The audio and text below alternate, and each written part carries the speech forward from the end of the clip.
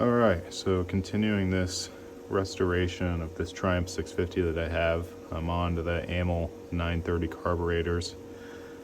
Decided today to take them apart and, see if I could rebuild them, if they're going to be usable. And I hope they are, but I'm starting to have my doubts. It's pretty rough in here. There's a lot of, I don't know, corrosion, I guess. I'm not really sure what that is. It's all aluminum, of course, except for the jet and the needle and a few things like that. But I don't know, it just looks like a disaster. Of course, this bike sat for 40 something years likely, so it doesn't really surprise me. But on to the reason I'm making this video. Very early on into taking this thing apart, of course I need to take this slide out. I'm not sure if that's the correct term, but I see in other videos that people just basically pull on this and just comes right out. That doesn't seem to be the case here. So I had to go a different direction with it. I wasn't too happy about it, but the way I see it, it's the only way to do this. So let's go ahead and start that. First thing you're gonna have to do is go ahead and take the main jet out. That happens to be an 8mm, or maybe some kind of equivalent Whitworth socket. Pull that out. There's also this separate portion that's actually a nut down at the bottom. I was unsure of whether this comes off, but it does, and it'll help you if you get it off. So let's go ahead and take it off. So I don't know, I might have to set this down, try to just get the nut. Popped pretty easy. That was the case on the other one that I already did too, so maybe that's a common trend. That's good. So this will thread out, and the intention of all this is to open up this hole so that we have access to this slide, because you don't really want to pry on this and mess up one, the slide, or two, the carburetor body. You really want to be able to push it up from the bottom, and you're going to notice that you can't do that until you get some stuff out of the way. Anyways, continuing on, we've opened up that hole. There's still a needle in there, so of course that's going to have to go. But in order to do that, we're going to have to be able to pull this spring and this top hat off, which we can't do because there's this little brass keeper here. So I'm going to replace my cables anyways. This bike sat for long enough that I want smooth cables, so I wasn't too worried about damaging them. But I'm going to go ahead and cut this cable.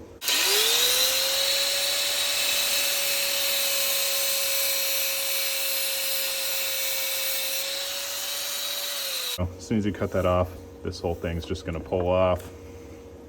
Trash now. This is of course trash too, but that gives us the ability to pull the top hat off, to pull the spring out, to push on the needle from the other side. Mine looks like it's just dropping out, so that's good. We're getting pretty close now. This cable, if it's not corroded in there, which it's not, you'll just push down, move it towards the big hole. You'll know what I'm talking about when you get here. It's pretty clear.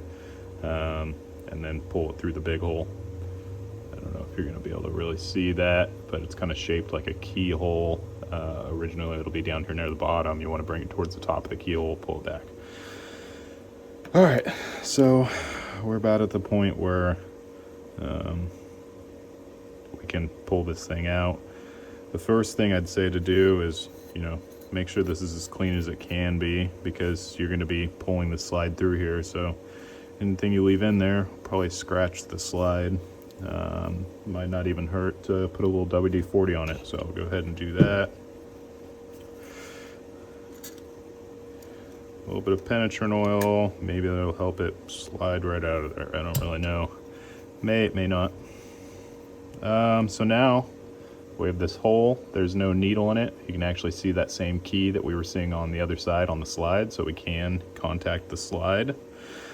And the first thing you're going to want to do, and hopefully this moves a little bit. I've found that both of mine moved a little bit, but they didn't come all the way out. I think because the tolerance gets a little tighter up here.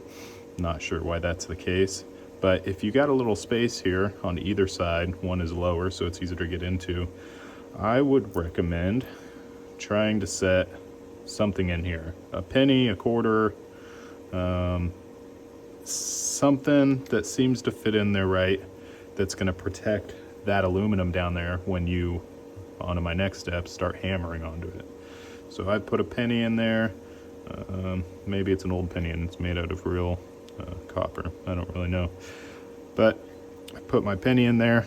Now you cannot see that keyway because the penny's covering it. If you use a flashlight, you could confirm that your penny is in position, that you're not going to damage that slide when you hammer on it.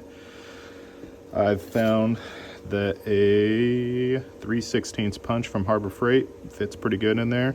Not great, but good enough. You're going to slide that down in there. The hole's big enough now because we've taken both the main jet out and the main jet seat out. Make sure you're not hitting anything, but if you took every step that I mentioned here, you shouldn't be. So I have confirmed I'm on my penny. I'm going to start hammering away, and if I ruin these carburetors, I think I'm probably not going to be able to reuse them anyway, so it's mostly just for demonstration. So I can feel that it is moving. It's not very easy, which makes me think I'm probably damaging this slide. So if any of you have any ideas on how to better do this and not damage it, maybe that'll help the next guy out who watches the video.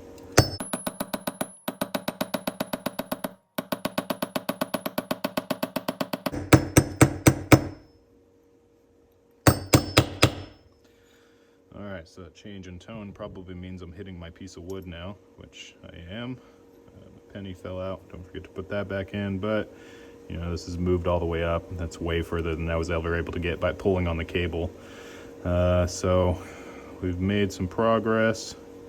Whether this is going to end in a usable carburetor, it's still yet to be seen. So yeah, now the slide has come all the way up. It's flush with the top now. You're obviously not going to be able to do it on a piece of wood anymore. You could find something, maybe a hole that's perfectly big enough for this to fall through the bottom, but I think what I'm going to do is just try to hold it, and hopefully it comes out easy enough that it's not really that big of a deal. So, got my penny back in there. Got my punch. Got my hammer. And do something like this. Yeah, it seems to be working.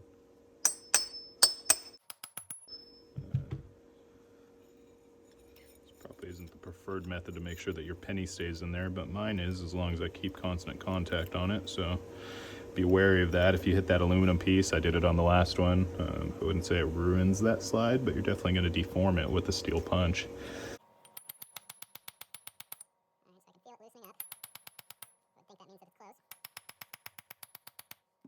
Alright, now the body of my punch is getting down in these threads. It appears as if the body fits down in there, so maybe I shouldn't worry about that. Ooh, just barely. So, be wary of that. It doesn't look like I damaged the threads at all, so. Alright. Penny came back out. Let's see if I can just pull this out now. Maybe now that I've loosened it up quite a bit, I can use the cable again. Reinsert it. It's a steel cable, so try not to get any slivers. Yeah, that doesn't look like I'm going to be that lucky. Alright. Maybe a smaller punch. Alright, does smaller punch equal smaller body? It does, even if just slightly. Alright, let's try that then. So, don't forget to reinsert your penny. And lost my penny. Oh, there it is. Make sure punch contacts penny.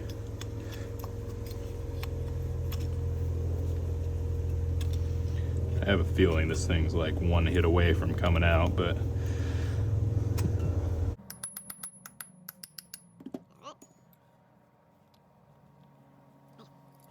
Alright, maybe a couple more hits. Maybe you won't even hear me say this. Maybe I'll fast forward through it if I feel like this is really dragging on.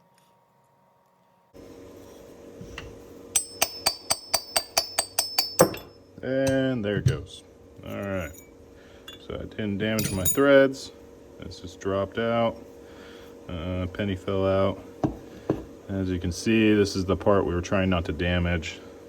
You know, if you deform this, now your cable might not fit through there good, so be careful of that. The penny sat right on here, and that worked perfect, because no damage. All right, well, anyways, this is out now.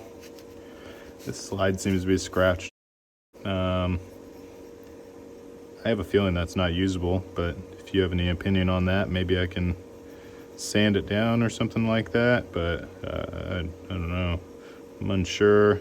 Just doesn't look right to me, I guess. So I have this other one over here.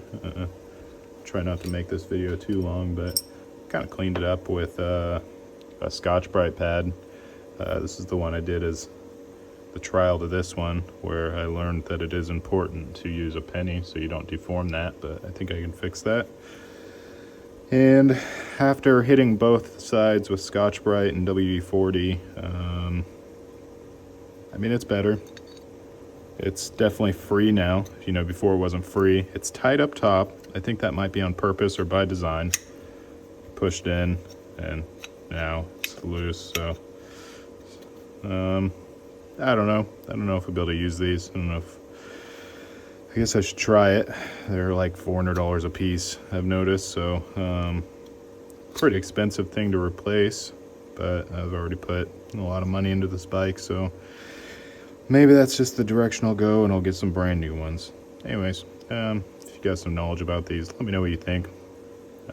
That's it for now, and I'll see you the next time I have to figure something out that I'm not able to find any information on or find a video on YouTube for. So thanks.